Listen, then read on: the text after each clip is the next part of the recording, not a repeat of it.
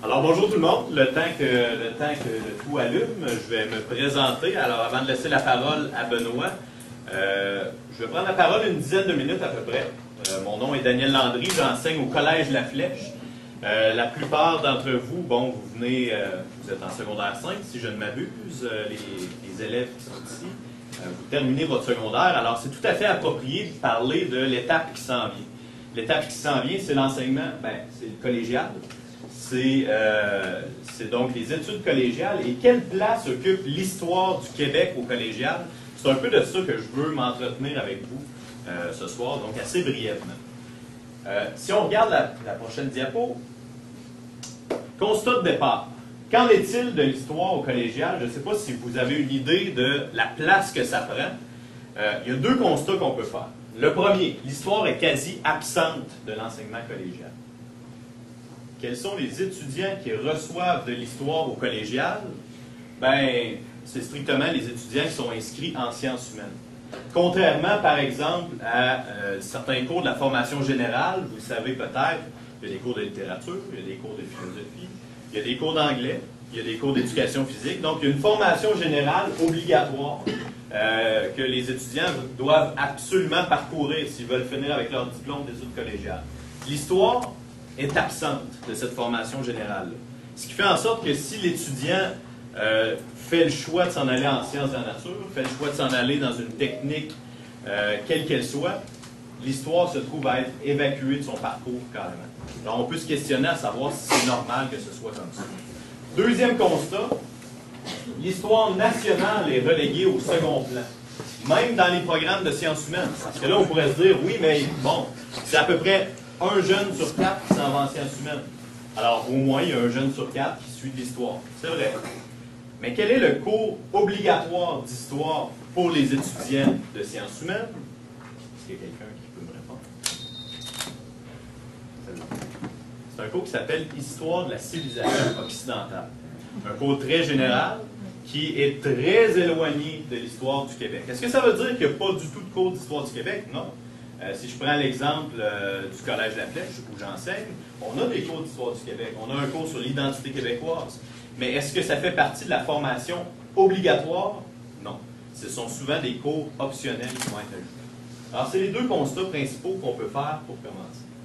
Si on regarde la diapo suivante, l'importance de l'histoire et de l'histoire du Québec, de l'histoire nationale, comme on l'appelle, ça fait longtemps qu'on a réalisé, en fait, cette importance-là. Rapidement, ceux qui ont performé de façon incroyable à l'examen du ministère doivent savoir ce qu'est le rapport parent, n'est-ce pas? Est-ce que j'ose tester quelqu'un dans la salle? Alors, le rapport parent, on associe souvent le rapport parent à la Révolution tranquille, aux réformes en éducation qui ont eu lieu dans les années 60. Le rapport parent, qu'est-ce qu'il disait? Il y a un paquet de choses. On voulait démocratiser l'école. On voulait rendre accessible l'école. Oui. Et on disait aussi quelque chose par rapport à l'histoire nationale. Elle doit prendre plus de place, l'histoire du Québec. Alors, il y avait une volonté, dès les années 60, de donner une plus grande place à l'histoire du Québec. On continue. Plus près de nous, on a Lacourcière, 1995, commission Lacourcière. Jacques Lacourcière, alors la personne qui est photographiée, qui est là, c'est Jacques Lacourcière, un historien très connu, qui, lui, a fait une commission d'enquête pour voir quelle place devrait occuper l'histoire au collégial. Et devinez, c'est quoi sa suggestion? C'est quoi sa suggestion? Il n'y a personne qui ose parler, il n'y a personne qui ose prendre la parole. Voilà, je vais continuer. Alors, la suggestion de Lacourcière, c'était de rendre un cours obligatoire de la formation générale dont je vous parlais tout à l'heure, philosophie, littérature, éducation physique, anglais, d'ajouter à ça un cours d'histoire obligatoire. Que tu sois en sciences nature, en technique d'éducation spécialisée ou peu importe, tu vas suivre une formation en histoire, au moins un cours d'histoire dans ta formation collégiale. C'est sa suggestion à Lacourcière, 1995. Quelle année sommes-nous? Ça, vous êtes supposé répondre. 2011, et c'est pas encore arrivé. Paul Inchauspé, qui est-il? C'est un personnage assez important dans la réforme qu'on connaît actuellement au secondaire. Lui a fait plusieurs suggestions d'amélioration, en fait, d'amélioration des cours, surtout au secondaire, mais ce qu'il disait, une chose près, en parlant du rapport Lacourcière, il dit « Lacourcière, il ne va pas assez loin ». Oui, on devrait mettre un cours obligatoire dans la formation générale, mais ça ne devrait pas juste être un cours d'histoire obligatoire. Ça devrait être un cours d'histoire du Québec, carrément. Même s'il y a déjà beaucoup d'heures au secondaire, Benoît pourra en parler tout à l'heure peut-être, mais on considère, une chose fait autant que Lacourcière, que l'histoire du Québec n'a pas une place assez importante. Suivante, diapo suivante. L'état de la situation, donc, si on fait un portrait général, absence de l'histoire de la formation générale, je l'ai dit, sauf on pourrait peut-être mettre une petite exception à ça, c'est qu'il y a un cours de littérature, le 3e cours de littérature sur 4, qui est obligatoire dans la formation générale, qui est un cours de littérature québécoise. Alors là, on met l'accent davantage sur le Québec, avec une certaine perspective historique, où on voit les grands romans, où on voit les grands romanciers qui ont marqué l'histoire du Québec, mais c'est une petite parenthèse dans la formation générale. C'est une petite parenthèse parce que, autrement, il n'y a pratiquement pas de perspective historique qu'on rencontre dans cette formation. Ensuite, moins du quart des étudiants, je l'ai dit tout à l'heure, du collégial reçoivent un cours d'histoire. Qui sont-ils, ceux qui reçoivent des cours d'histoire? Ce sont les étudiants donc inscrits en sciences humaines. Et moins du quart, ben, c'est simple. Parce que oui, il y en a 1 sur 4 qui s'inscrit en sciences humaines. Les autres, à moins qu'ils choisissent de prendre un cours complémentaire en histoire, ce qui est, on le voit avec les statistiques les plus récentes, ce qui est de plus en plus rare. Sinon, ils passent à côté. C'est bien dommage, mais l'histoire n'est que chose du passé. Pour faire un petit jeu. Des cours d'histoire ne sont offerts que dans 2 programmes. Je vous parle de sciences humaines depuis tout à l'heure.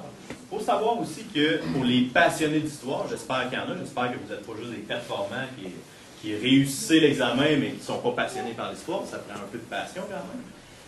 Il existe aussi un programme qui s'appelle Histoire et civilisation, qui est entre autres offert au La Flèche. Tiens, je vais faire un peu de promotion. Alors, qui est entre autres offert au La Flèche, aussi au Cégep, ça j'en parlerai pas. Mais c'est un programme spécifique sur l'histoire qui n'est pas offert à beaucoup d'endroits au Québec. Donc, il n'y a pas beaucoup d'étudiants qui sont inscrits dans ce programme. Enfin, on observe une baisse d'inscription au cours d'histoire du Québec. Une baisse d'inscription, et là, on pourrait se questionner pourquoi. Parce que, il y a plusieurs raisons. D'abord, les collèges choisissent d'offrir moins de cours d'histoire. Moins de cours d'histoire du Québec. Qu'est-ce qu'on offre à la place? Souvent, on va offrir des cours qui vont séduire, comme des cours sur les relations internationales, des cours sur l'Asie, sur l'Europe, sur l'Amérique du Sud, sur tout, sauf le Québec. Alors, on peut se questionner par rapport à ça. Et non pas que c'est pas important de s'ouvrir sur le monde. Et jamais je dirais ça. Ceci dit, il faut se questionner sur la place qu'occupe le Québec, parce que ça, c'est un fait. Il y a de moins en moins d'étudiants qui s'inscrivent dans les cours qui ont trait directement. Si on continue. Gilles Laporte, je fais une petite parenthèse très très rapide. Gilles Laporte, pour vous dire qui il est, c'est un professeur d'histoire, si je ne me trompe pas, Vieux-Montréal, Cégep du Vieux-Montréal. Cégep du Vieux-Montréal, puis il change de cours à l'UQAM. Exactement. C'est un cours sur les patriotes au Québec. C'est en plein ça. Donc Gilles Laporte, il est considéré comme le spécialiste sur les patriotes au Québec. Les patriotes de 1837-38, pour vous rappeler votre examen de l'an passé.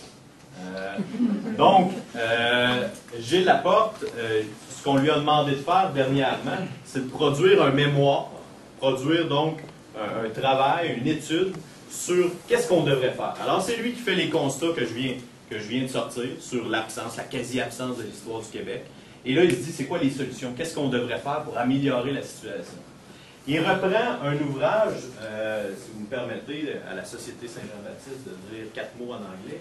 Who Killed Canadian History? Alors, c'est un ouvrage qui avait été écrit il y a quelques années, qui a tué l'histoire du Canada. Qu'est-ce qu'on voulait dire? Qu'est-ce que cet auteur-là voulait dire? C'est que, en gros, tout ce qui est histoire nationale, lui, il parlait du Canada, il ne parlait pas du Québec. Tout ce qu'on appelle histoire nationale, on en parle de moins en moins, même dans les cours d'histoire. De quoi on parle à la place? On parle d'une histoire plus sociale. C'est quoi ça, l'histoire sociale? On va parler, par exemple, des mouvements ouvriers. On va parler, par exemple, de l'histoire des femmes. On va parler, par exemple, de l'histoire des travailleurs de façon générale. des mouvements sociaux de façon générale. Tout ça est très pertinent. Mais le problème, c'est quand on le met en concurrence avec l'histoire nationale et qu'on arrête de parler des grands moments historiques qui sont liés à l'identité d'un peuple. Alors, cet ouvrage-là qui a été fait traitait de ce dossier-là en parlant de l'identité canadienne. Certains diront, c'est quoi ça, l'identité canadienne? Je ne veux pas entrer là-dedans ce soir. Mais Gilles Laporte dit, on peut très bien reprendre le même questionnement sur qui a tué l'histoire du Québec, l'histoire nationale du Québec, parce qu'on en fait de moins en moins. Et on en fait de moins en moins, même s'il y a plus d'heures d'histoire au secondaire. On fait moins d'histoire nationale. Et même si, ben non, il n'y a pas plus d'heures au collège. Il y en a de moins en moins aussi. Alors finalement, on fait moins d'histoire nationale. Donc, débat entre histoire sociale et histoire nationale. Et en passant, moi-même, j'ai fait de l'histoire sociale quand j'étais à l'université. Alors, ce n'est pas une question de mettre les deux en concurrence, loin de là. Mais c'est simplement de ne pas évacuer, éradiquer l'un au profit de l'autre. Donc, éradication des références au Québec, au collégial. Et là, pourquoi? Encore une fois, je pourrais reprendre tout ce qu'on dit qui est très séduisant sur l'histoire internationale, sur l'histoire sociale qui semble séduire davantage. Il y a davantage de recherche aussi qui se fait à l'université sur ces thèmes-là. Alors, c'est peut-être un des aspects qui explique que l'histoire du Québec prend moins de place. Et il faut peut-être le déplorer ou à tout le moins se questionner sur est-ce que c'est bien de tasser l'histoire du Québec? Peut-être. Je pense que Benoît va avoir des... En tout cas, il va aller un peu plus loin par rapport à ça tout à l'heure. Les solutions. La Fondation Lionel Groulx parle d'un cours... là, on parle du collégial, parlons pas du secondaire, strictement pour le collégial. Un cours obligatoire qui devrait être en place sur l'histoire nationale dans la formation générale. Alors, une chose prise tout à l'heure, le bonhomme qui disait ça prend un cours dans la formation générale, mais la Fondation Lionel Groulx redit la même chose, et c'est leur cheval de bataille présentement, parce qu'on veut insérer ça, intégrer ça à la formation. Deuxième chose, offre plus grande de cours sur le Québec dans le programme de sciences humaines. Et là, on peut parler pas seulement de l'histoire. On pourrait parler de politique, on pourrait parler d'économie, de sociologie, où on devrait mettre davantage l'accent sur le Québec que ce qui est le cas présentement. Troisième chose, valorisation du programme Histoire-Civilisation, un programme merveilleux qui est offert dans peu de cégeps. Je vous le disais tantôt, cégep de Trois-Rivières, Collège La Flèche, on offre ce programme-là. Malheureusement, c'est un programme qui est méconnu encore. Mais ça, pour les passionnés d'histoire, ça ouvre autant de portes à l'université. Alors, c'est drôlement intéressant de passer par ce véhicule-là pour se rendre à l'université. Alors, c'est parmi les solutions potentielles, ou les pistes de réflexion, plutôt, qu'on pourrait amener. Je n'en dis pas plus, je laisse la parole à Benoît, puis après, ce serait bien qu'on interagisse un peu, si on a le temps. Je ne sais pas si on aura le temps. Voilà. Merci.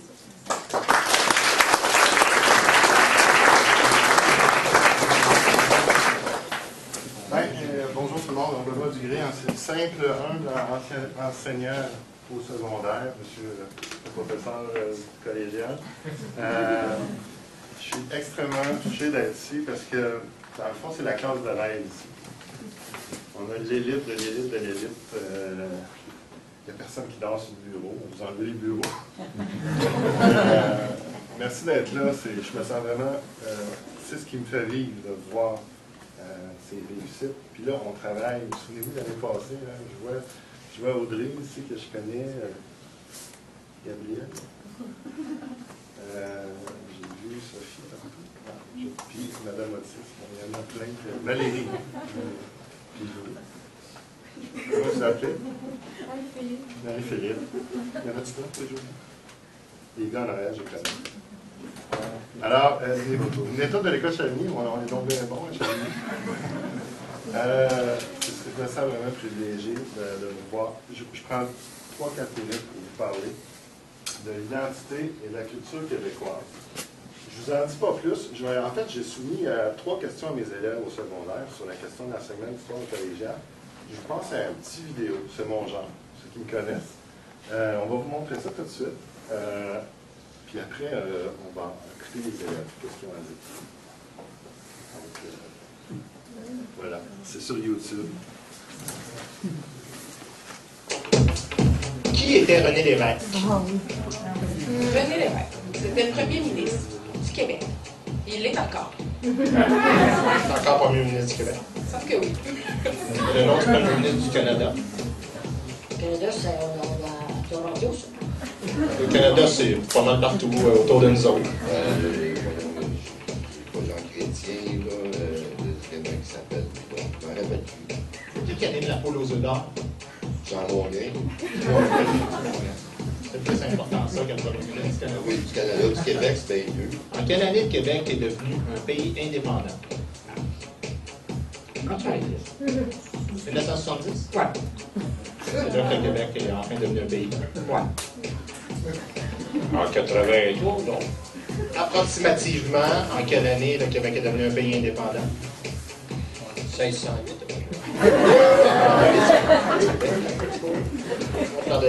Dans les trois coins.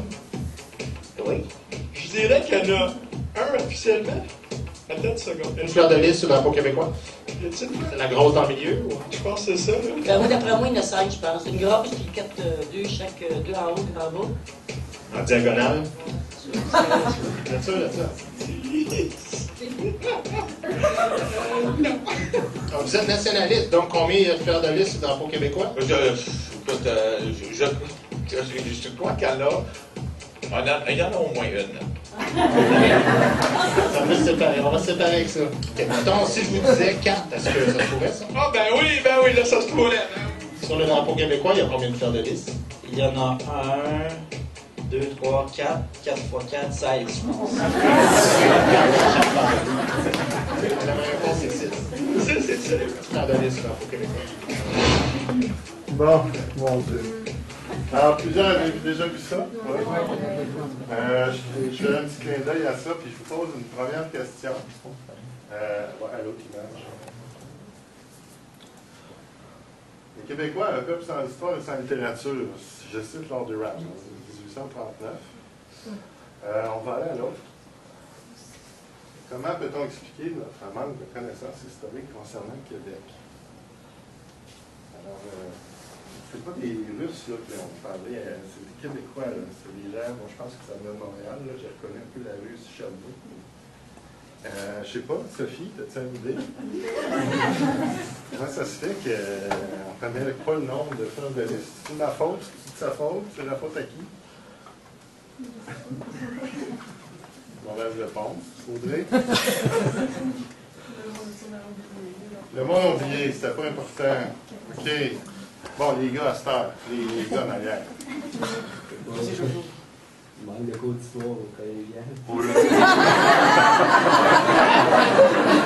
Excellente réponse. Bon, Gabriel, sauve l'honneur. Ça reste que les élèves de Chevigny n'ont pas de réponse. Mademoiselle? OK. Je ne sais pas moi non plus. On pourrait trouver ensemble. Est-ce qu'on n'est pas assez près de... Est-ce que ça ne compte pas vraiment assez pour vous, malgré tout ce que je fais, monter sur le bureau, tout faire pour essayer de leur faire découvrir l'histoire? Est-ce que c'est suffisamment, c'est tout simplement peut-être pas le bon temps au secondaire pour mettre de l'histoire, peut-être, je ne sais pas. Une deuxième question que j'ai posée à mes élèves, que je vous pose. Voyez-vous qu'un cours d'histoire obligatoire au cégep pourrait améliorer vos connaissances de base sur le Québec? Comme ça, à main levée, oui ou non? Ceux qui disent oui. On va aller voir la réponse des élèves. 60% oui. Ce n'est pas un sondage scientifique sur 100 élèves du 4e secondaire à Chevigny. Dernière question. Croyez-vous qu'un cours d'histoire obligatoire pour tous les étudiants inscrits au cégep faciliterait l'intégration des nouveaux arrivants? À main levée, ceux qui veulent dire oui à ça. Pas beaucoup. Réponse des élèves. Oui, à 90%. C'est pas bon pour moi, mais ça serait bon pour les immigrants qui arrivent au Québec. Bon, OK. Alors, écoutez, c'est une question, c'est simplement, en fait, moi j'y crois à l'histoire au collégial, l'histoire, peut-être pas l'histoire du Québec, mais un cours Québec, hein, où on pourrait justement savoir où est la rivière Chaudière, où se situe le quartier Hochelaga, Maisonneuve, puis combien il y a de pourcentage de personnes qui parlent dans le français au Québec. On verra ce que ça donne. Je ne sais pas, quelques questions, monsieur?